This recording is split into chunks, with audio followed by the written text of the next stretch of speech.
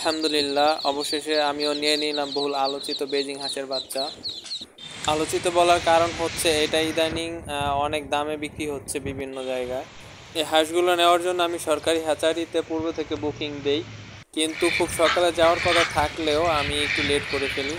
তখন হচ্ছে গিয়ে দেখি যে অন্য অন্য যারা নিচে তাদেরকে বিতরণ করা হয়ে গেছে এবং পরিষ্কার পরিচ্ছন্ন করে ফেলছে তাদের সব কিছু।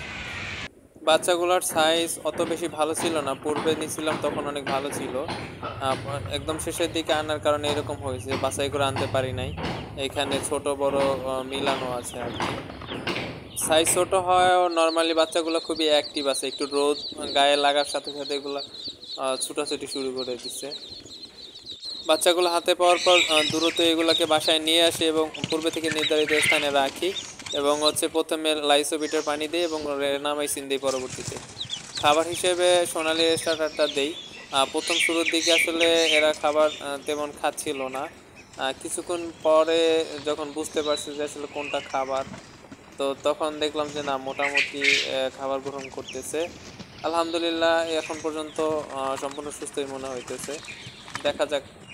ব্রুডারে লিটার হিসাবে আমি বরাবরের মতো কাঠের ওয়েস্ট বা কাঠের সিটটা ব্যবহার করছি। এই হাঁসগুলো যেহেতু ব্রয়লার প্রজাতির, এই হাঁসগুলোর ডিমের প্রোডাকশন খুবই কম, তবে খুব দ্রুত বৃদ্ধি পায়। তাই আমার টার্গেট থাকবে এগুলো খুব অল্প দিনে বড় করে হচ্ছে নিজের কিছু খাওয়া এবং কিছু বিক্রি করে দেওয়া।